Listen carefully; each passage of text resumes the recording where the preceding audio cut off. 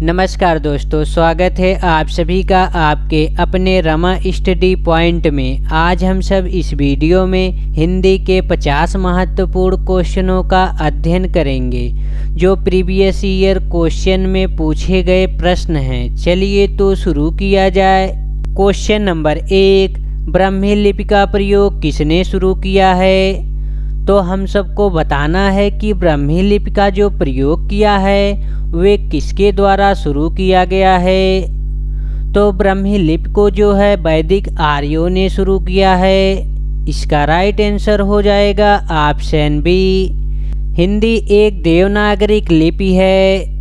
Question number 2, मुख्य रूप से समास के कितने प्रकार होते हैं? यहाँ पे पूछा गया है कि समास के कितने प्रकार होते हैं। तो समास के जो हैं 6 प्रकार होते हैं। इसका राइट आंसर हो जाएगा ऑप्शन बी। 6 प्रकार कौन कौन से होते हैं? नंबर 1 हो जाएगा अव्ययी भाव समास।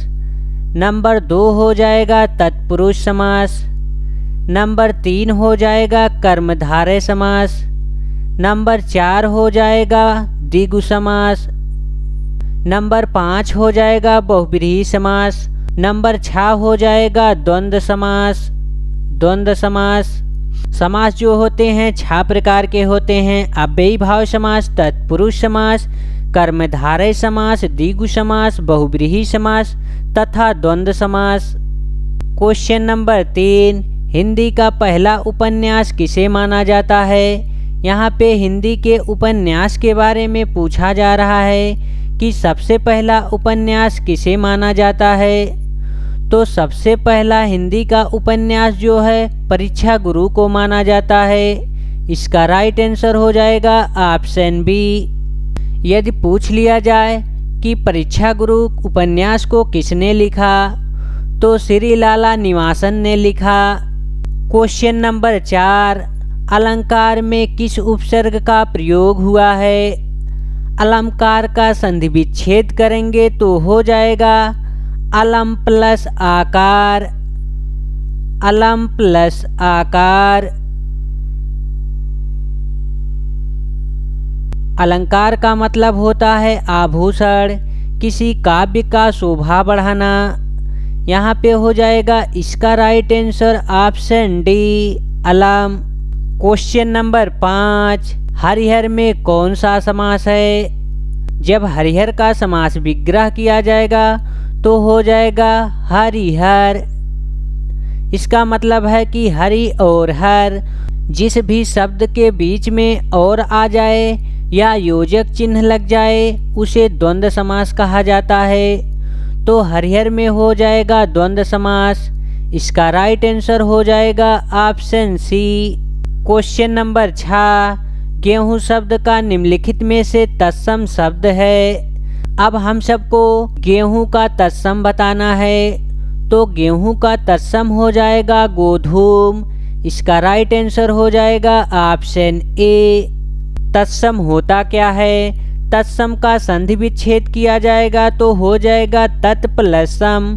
तत् मतलब होता है उसके, सम मतलब होता है समान। किसके समान? संस्कृत भाषा के शब्दों के समान। तो गोधूम शब्द जो यहाँ पे लिखा हुआ है संस्कृत भाषा है, इसलिए इसका राइट आंसर हो जाएगा ऑप्शन ए, गोधूम। क्वेश्चन नंबर 7, सड़क पर कार तेजी से जा रही है, वाक्य में कार्य क्या है? यहाँ पे कार की बात की जा रही है। कार जो है तेजी से जा रही है, तो इसका राइट आंसर हो जाएगा ऑप्शन ए, स्त्रीलिंग। क्वेश्चन नंबर 8, निम्न में से कौन सा शब्द शुद्ध है? यहाँ पे चारों के चारों जो है प्रतिछाया लिखा हुआ है, पर कौन सा प्रतिछाया यहाँ पे सही लिखा हुआ है? तो प्रतिछाया जो है किस प्रकार से लिखा जाता है? प्रतिछाया को इस प्रकार से लिखा जाता है, प्रतिछाया। अब प्रतिछाया कहाँ पे लिखा हुआ है? इस तरह से प्रतिछाया जो है ऑप्शन बी में लिखा हुआ है, तो इसका राइट आंसर हो जाएगा ऑप्शन बी। क्वेश्चन नंबर 9, जहाँ उपमेय में अनेकों उपमानों की शंका होती है वहाँ कौन सा अलंकार होता है? जहाँ पर उपमेय में उपमानों की शंका होती है वहाँ पे भ्रांतिमान अलंकार होता है। तो इसका राइट आंसर हो जाएगा ऑप्शन डी, भ्रांतिमान अलंकार। क्वेश्चन नंबर 10, दो अलग अलग भाषाओं के मेल से बना हुआ शब्द क्या कहलाता है? दो अलग अलग भाषाओं के मेल से बने हुए शब्द को संकर शब्द कहा जाता है। इसका राइट आंसर हो जाएगा ऑप्शन डी। क्वेश्चन नंबर 11, वर्णमाला में स्पर्श व्यंजनों की संख्या कितनी होती है? वर्णमाला में व्यंजनों की संख्या 25 होती है। इसका राइट आंसर हो जाएगा ऑप्शन बी। हिंदी वर्णमाला में स्पर्श व्यंजनों की संख्या 25 होती है। का वर्ग में होता है 5 अक्षर और चा वर्ग में होता है 5 अक्षर। इसके बाद हो जाएगा टा वर्ग में 5 अक्षर और ता वर्ग में हो जाएगा 5 अक्षर। इसके बाद हो जाएगा पा वर्ग में भी 5 अक्षर हो जाएंगे। ये टोटल स्पर्श व्यंजनों की संख्या 25 हो जाएगी। क्वेश्चन नंबर 12, एक से अधिक वर्णों के मेल को क्या कहते हैं? एक से अधिक वर्णों के मेल को व्यंजन कहा जाता है। इसका राइट आंसर हो जाएगा ऑप्शन सी, व्यंजन। स्वर जो होता है एक स्वतंत्र भाषा होता है जिसको किसी की आवश्यकता नहीं होती है। व्यंजन जो होता है बिना स्वर के माध्यम से नहीं बनाया जा सकता। अनुस्वार जो होते हैं 2 होते हैं, अंक और आहा। क्वेश्चन नंबर 13, कौन सा शब्द तत्सम है? तो इसमें हम सबको तत्सम बताना है। हिंदी भाषा के संस्कृत रूप को तत्सम कहा जाता है। तो इसमें तत्सम कौन सा शब्द होगा? तत्सम हो जाएगा यहाँ पे संज्ञान। इसका राइट आंसर हो जाएगा ऑप्शन डी। क्वेश्चन नंबर 14, नीलांबर शब्द में कौन सा समास है? नीलांबर का समास विग्रह किया जाएगा तो हो जाएगा नीला है जो अंबर। तो नीला है जो अंबर में कौन सा समास होगा? तो इसमें समास हो जाएगा कर्मधारय समास। कर्मधारय समास ऑप्शन डी में है। तो इसका राइट आंसर हो जाएगा ऑप्शन डी, कर्मधारय समास। क्वेश्चन नंबर 15, विद्यापति के पदावली की भाषा क्या है? विद्यापति की पदावली की जो भाषा है मैथिली है। इसका राइट आंसर हो जाएगा ऑप्शन ए। क्वेश्चन नंबर 16, निम्नलिखित में से अंतस्थ व्यंजन कौन सा है? तो अंतस्थ व्यंजन जो होता है या, रा, ला, वा होते हैं। तो इसका राइट आंसर हो जाएगा option C. Question number 17, Karunalaya Agnimitra के रचनाकार हैं। करुणालय और अग्निमित्र के रचनाकार हैं जयशंकर प्रसाद। इसका राइट आंसर हो जाएगा ऑप्शन सी। जयशंकर प्रसाद की और रचनाएं हैं कामायनी, झरना जो मोस्ट इम्पॉर्टेंट रचनाएं हैं। महादेवी वर्मा की जो फेमस रचना है यामा है। क्वेश्चन नंबर 18, घनश्याम और संसार सागर में कौन सा समास है? तो घनश्याम और संसार सागर में हो जाएगा कर्मधारय समास। इसका राइट आंसर हो जाएगा ऑप्शन बी, कर्मधारय समास। क्वेश्चन नंबर 19, हिंदी भाषा में कुल कितनी लिपियां हैं? हिंदी भाषा में कुल 52 लिपियां हैं। इसका राइट आंसर हो जाएगा ऑप्शन सी, 52 लिपियां। इनमें वर्णों की कुल संख्या होती है 52, वर्ण 52 और स्वर जो होते हैं 11 होते हैं। स्वरों की संख्या 11 और व्यंजन की संख्या हो जाएगा 33। क्वेश्चन नंबर 20, हिंदी वर्णमाला में ऊष्म व्यंजन कौन सा है? तो ऊष्म व्यंजन किसे कहा जाता है? ऊष्म व्यंजन उसे कहा जाता है जो ज़्यादा सांसों के द्वारा प्रयोग किया जाता है। सा, सा, हा को ऊष्म व्यंजन कहा जाता है। सा, सा, हा। तो इसका राइट आंसर हो जाएगा ऑप्शन ए। क्वेश्चन नंबर 21, प्रस्तुत पंक्तियों में कौन सा छंद है? तो इसमें बताना है कि कौन सा छंद है। सोरठा जो होता है पहले और तीसरे चरण में 11-11 मात्राएं होती हैं, और दोहा जो होता है इसमें पहले और तीसरे चरण में 13-13 मात्राएं होती हैं। चौपाई में कुल 16 मात्राएं होती हैं। और बरवे में कितनी मात्राएं होती हैं आप सभी लोग कमेंट बॉक्स में बताएंगे।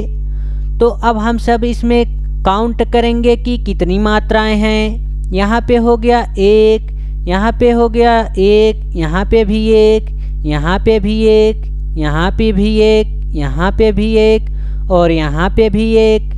यहाँ 1 हो जाएगा, यहाँ 2 हो जाएगा, यहाँ पे 1, यहाँ पे 1, यहाँ पे 2, यहाँ पे 2। अब सबको काउंट कर लिया जाए। 1 2 3 4 5 6 7 8 2 10 11 12 12 और 2 हो जाएगा 14, 14 और 2 हो जाएगा 16। इसका राइट आंसर हो जाएगा ऑप्शन डी, क्योंकि चौपाई में 16 मात्राएं होती हैं, इसलिए इसका राइट आंसर हो जाएगा ऑप्शन डी। क्वेश्चन नंबर 22, सालू के खिलौने बहुत सुंदर हैं, में कौन सा कारक है? यहाँ पे अब के आया है, तो के कहाँ पे प्रयोग किया जाता है? तो करण कारक में क्या आता है? करण कारक के लिए से द्वारा आता है, से द्वारा। और संप्रदान में होता है को के लिए। और कर्म में होता है को। संबंध में होता है का की के, का की के। तो इसका राइट आंसर हो जाएगा ऑप्शन डी, संबंध कारक, क्योंकि यहाँ पे के आया है।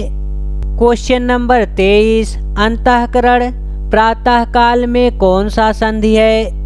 यहाँ पे अंतःकरण और प्रातः काल में संधि पूछ रहा है। देखिए यहाँ पे क्या लगा हुआ है, यहाँ पे देखिए विसर्ग लगा हुआ है और यहाँ पे भी विसर्ग लगा हुआ है, इसलिए हो जाएगा विसर्ग संधि। इसका राइट आंसर हो जाएगा ऑप्शन सी। क्वेश्चन नंबर 24, वह छोटी से छोटी ध्वनि जिसके टुकड़े नहीं हो सकते हैं उसे क्या कहते हैं?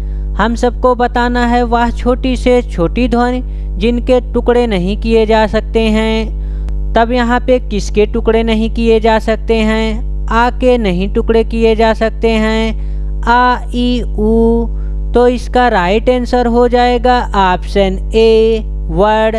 क्वेश्चन नंबर 25, भूले बिसरे चित्र के लेखक कौन हैं? यहाँ पे हम सबको बताना है कि भूले बिसरे चित्र के जो लेखक हैं कौन हैं। अज्ञे जी हैं, रामचंद्र शुक्ल जी हैं या भगवती शरण शर्मा हैं। तो भूले बिसरे चित्र के जो लेखक हैं भगवती शरण वर्मा जी हैं। इसका राइट आंसर हो जाएगा ऑप्शन सी। क्वेश्चन नंबर 26, इंदु इंदवर का सही युग्म है। यहाँ पे सही युग्म बताना है।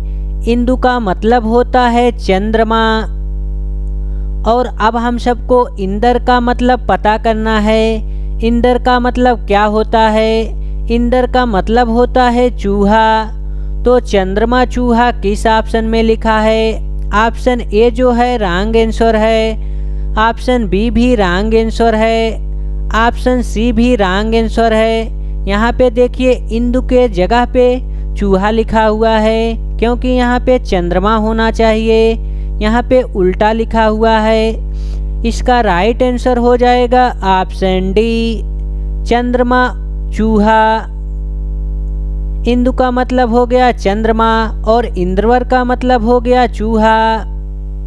क्वेश्चन नंबर 27, सदा एक वचन में प्रयोग होने वाला शब्द है। तो यहाँ पे हम सबको एक वचन में प्रयोग होने वाले शब्द को बताना है।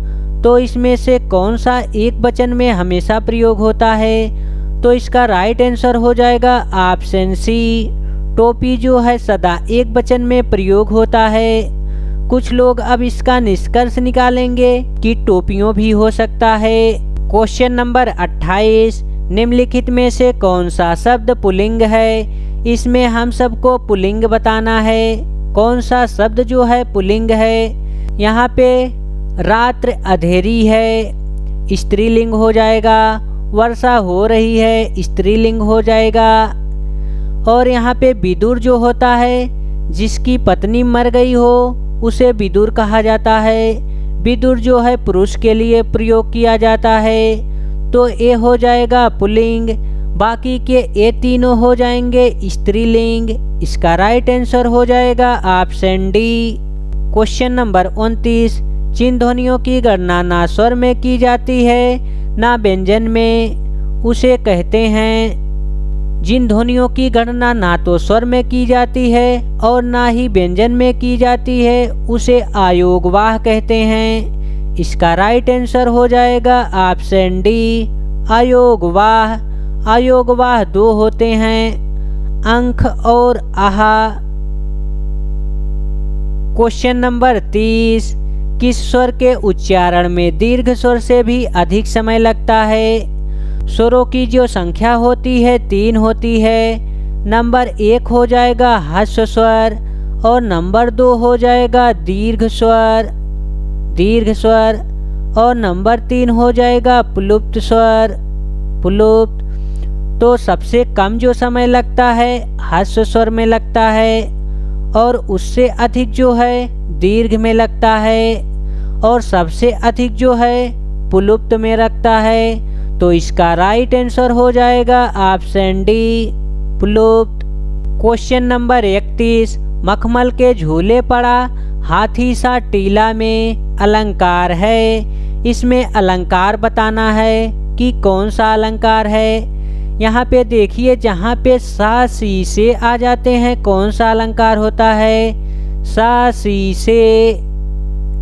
तो यहाँ पे कौन सा अलंकार होगा? यहाँ पे देखिए सा आया है, तो यहाँ पे हो जाएगा उपमा अलंकार। इसका राइट आंसर हो जाएगा ऑप्शन बी।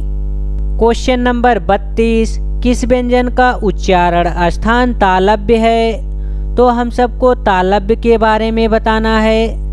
तालव्य कौन सा होता है? तालव्य जो होते हैं चा, छा और जा, झा यहाँ होते हैं। तो यहाँ पे झा जो है दिया गया है। इसका राइट आंसर हो जाएगा ऑप्शन बी, झा। गा जो है कंठ से बोला जाता है, कंठ से, और ना को जो है दंत से बोला जाता है, दंत, और माँ को जो है ओष्ठ से बोला जाता है, ओष्ठ। क्वेश्चन नंबर 33, निम्नलिखित में से कौन सा अल्प विराम चिन्ह है? हम सबको यहाँ पे अल्प विराम चिन्ह को बताना है। तो अल्प विराम चिन्ह कौन सा है? तो अल्प विराम हो जाएगा ऑप्शन डी। इसका राइट आंसर हो जाएगा ऑप्शन डी। क्वेश्चन नंबर 34, स्वर संधि कितने प्रकार के होते हैं? स्वर संधि जो होते हैं 3 प्रकार के होते हैं। इसका राइट आंसर हो जाएगा ऑप्शन बी। नंबर 1 हो जाएगा स्वर संधि, नंबर 2 हो जाएगा व्यंजन संधि, नंबर 3 हो जाएगा विसर्ग संधि। स्वर संधि की संख्या होती है 5। कौन कौन से होते हैं? नंबर 1 पे हो जाएगा दीर्घ, दीर्घ। नंबर 2 पे हो जाएगा गूढ़, नंबर 3 पे हो जाएगा वृद्धि, नंबर 4 पे हो जाएगा अयादि, नंबर 5 पे हो जाएगा यड़ संधि, यड़। क्वेश्चन नंबर 35, 2 शब्दों को जोड़ने के लिए कौन सा योजक चिन्ह लगता है? 2 शब्दों को जोड़ने के लिए इस प्रकार के योजक चिन्ह लगते हैं। इस प्रकार के योजक चिन्ह कहाँ पे हैं? तो इसका राइट आंसर हो जाएगा ऑप्शन बी। इसको किस प्रकार से लिखा जाता है? जैसे माता पिता, माता योजक चिन्ह, इसके बाद पिता, दिन रात, दिन रात। अब नेक्स्ट क्वेश्चन को देखा जाए। क्वेश्चन नंबर 36, चौकोर शब्द में कौन सा समास है? यहाँ पे चौकोर जो है संख्यावाचक लिखा हुआ है। चौकोर मतलब 4 कोनों का समूह। तो यहाँ पे कौन सा समास हो जाएगा? यहाँ पे हो जाएगा द्विगु समास। इसका राइट आंसर हो जाएगा ऑप्शन बी। क्वेश्चन नंबर 37, चौपाई के प्रत्येक चरण में कितनी मात्राएं होती हैं? तो चौपाई के प्रत्येक चरण में 16-16 मात्राएं होती हैं। इसका राइट आंसर हो जाएगा ऑप्शन ए। क्वेश्चन नंबर 38, छंद पढ़ते समय आने वाले विराम चिन्ह को क्या कहते हैं? छंद पढ़ते समय आने वाले विराम चिन्ह को यति कहा जाता है। इसका राइट आंसर हो जाएगा ऑप्शन बी। क्वेश्चन नंबर 39, ठन ठन गोपाल मुहावरे का अर्थ है। ठन ठन गोपाल मतलब होता है जिसके पास कुछ ना हो। जिसके पास कुछ नहीं होता है उसे क्या कहा जाएगा? खोखला। इसका राइट आंसर हो जाएगा ऑप्शन बी। इसका मतलब होता है निर्धन। क्वेश्चन नंबर 40, छोटा आ प्लस छोटा ऊ मिलकर क्या बनेंगे? यहाँ पे बताना है। तो यहाँ पे हो जाएगा छोटा आ प्लस छोटा ऊ मिलकर ओ बन जाएंगे। ओ जो है गुण स्वर संधि में आता है। गुण स्वर संधि में तो एक गुण स्वर संधि हो जाएगा। तो हम सबको बताना है कि यहाँ पे क्या आएगा। तो यहाँ पे क्वेश्चन मार्क के स्थान पे ओ आएगा। इसका राइट आंसर हो जाएगा ऑप्शन सी। यदि पूछता कौन सी संधि के अंतर्गत आता है तो गुण संधि के। क्वेश्चन नंबर 41, इन प्रत्यय का प्रयोग किस शब्द में हुआ है? हम सबको इनका प्रत्यय बताना है। तो यहाँ पे लिखा हुआ है पुजारिन। इसका राइट आंसर हो जाएगा ऑप्शन ए। पुजारिन का प्रत्यय जो होता है इन होता है। क्वेश्चन नंबर 42, युगांत स्वर्ण किरण के रचनाकार हैं। युगांत स्वर्ण किरण के रचनाकार हैं सुमित्रा नंदन पंत जी। इसका राइट आंसर हो जाएगा ऑप्शन बी। और इनकी रचनाएं हैं चिदंबरा। क्वेश्चन नंबर 43, आलोचना पत्रिका के संपादक हैं। यहाँ पे हम सबको बताना है कि आलोचना पत्रिका के संपादक कौन हैं। तो आलोचना पत्रिका के जो संपादक हैं नामवर सिंह हैं। इसका राइट आंसर हो जाएगा ऑप्शन सी। क्वेश्चन नंबर 44, चरण कमल बंदो हरिराई इस पंक्ति के रचनाकार कौन है? यहाँ पे इनके रचनाकार बताना है। तो चरण कमल बंदो हरिराई के जो रचनाकार हैं सूरदास जी हैं। सूरदास जी। इसका राइट आंसर हो जाएगा ऑप्शन ए सूरदास जी। यदि पूछ लिया जाए कौन सा अलंकार है तो यहाँ पे हो जाएगा रूपक अलंकार। रूपक। क्वेश्चन नंबर 45, शुद्ध वाक्य चुनिए। इनमें से हम सबको शुद्ध वाक्य बताना है कि सबसे शुद्ध वाक्य कौन है। ए हमारे पास रहते हैं और वे दूर। तो इसका राइट आंसर हो जाएगा ऑप्शन ए। क्वेश्चन नंबर 46, प्रत्येक शब्द में कौन सा उपसर्ग है? प्रत्येक का हम सब संधि विच्छेद करेंगे तो हो जाएगा प्रति प्लस एक। तो उपसर्ग जो है पहले लगता है तो यहाँ पे उपसर्ग हो जाएगा प्रति। इसका राइट आंसर हो जाएगा ऑप्शन ए प्रति। क्वेश्चन नंबर 47, मोदी जी सुभाष चंद्र दिवस पर भारत मिशन की शुरुआत किया वाक्य में कौन सा कारक है? यहाँ पे देखिए सुभाष चंद्र दिवस पर यहाँ पे पर आया है तो में पय पर किस में आता है? में पय पर जो है अधिकरण में आता है। इसका राइट आंसर हो जाएगा ऑप्शन ए अधिकरण कारक। क्वेश्चन नंबर 48, मछली का अर्थ नहीं है। तो हम सबको बताना है कि मछली का अर्थ नहीं है। दिनेश जो है सूर्य का अर्थ है। इसका राइट आंसर हो जाएगा ऑप्शन ए मत्स्य जो है मछली का अर्थ है। और मीन जो है मछली का अर्थ है। सफरी भी मछली का अर्थ है। इसलिए इसका राइट आंसर हो जाएगा ऑप्शन ए। क्वेश्चन नंबर 49, संभव है कल मैं ना आऊं, इस वाक्य की पहचान कीजिए। तो इस वाक्य में बताना है कौन सा भविष्य होगा। ऑप्शन ए में लिखा है सामान्य भविष्य, तो सामान्य भविष्य नहीं होगा। इसका राइट आंसर हो जाएगा ऑप्शन बी, संभाव भविष्य। यहाँ पे लिखा है संभव है। क्वेश्चन नंबर 50, निम्नलिखित में से कौन सा शब्द स्त्रीलिंग शब्द नहीं है। इसका आंसर आप सभी लोग कमेंट बॉक्स में बताएंगे। यदि वीडियो आप सबको अच्छी लगी हो तो लाइक शेयर और सब्सक्राइब करें और अपने मित्रों के पास शेयर करें। जय हिंद दोस्तों, फिर मिलेंगे नेक्स्ट वीडियो में।